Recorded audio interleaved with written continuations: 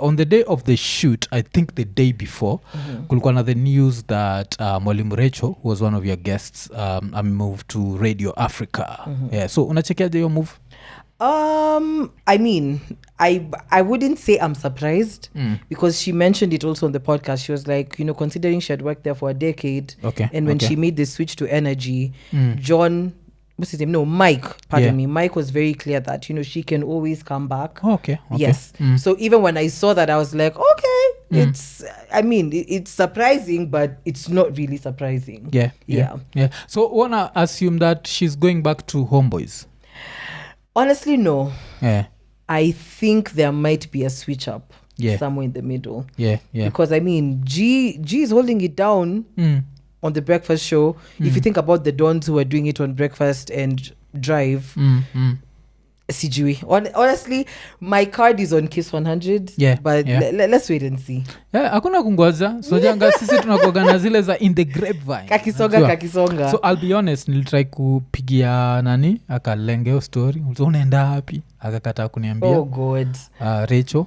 I think she knew that this is a podcast. Is just going to talk about it. It's going to be a grand reveal. We have to wait on it. Yes. So I decided to hit up someone else, sitasema ni nani specifically, and they told me that she could be going to the breakfast show Kiss FM. No.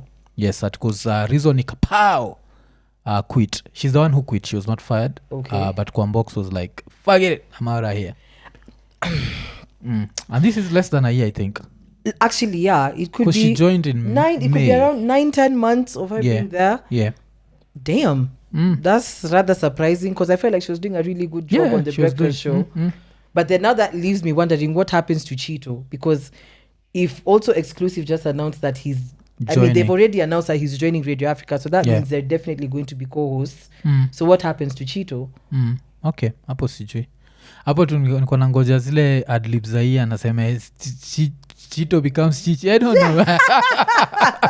I don't know. Like, but it's going to be a rough one. And that's, you know, Life ya Radio. I think Life ya Radio inakuwaga this very unpredictable. True. I've told people, like, one of the reasons why I'd never want to go back to radio.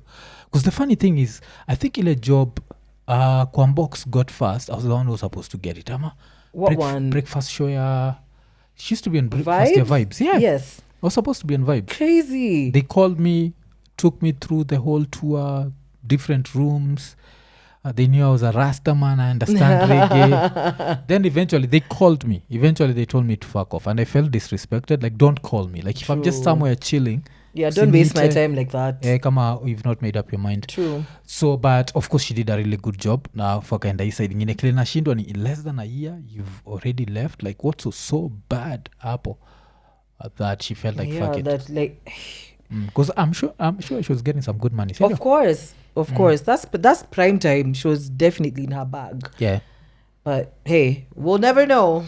Because ile place, like in the one thing mujuaga ni ile creative control zero. That's a fact. That is a fact. Yeah.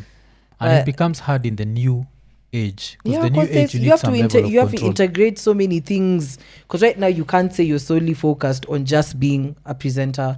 You have to be. For somebody like Kwambox, she wears so many hats. She's an MC.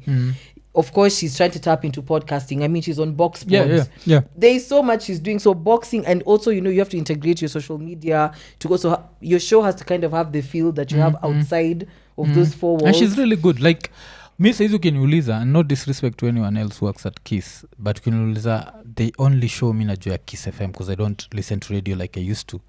Is your breakfast show. Na ni juu yake. It's like, no disrespect to Cheeto pia, but it's because of her. Like, her personality is so...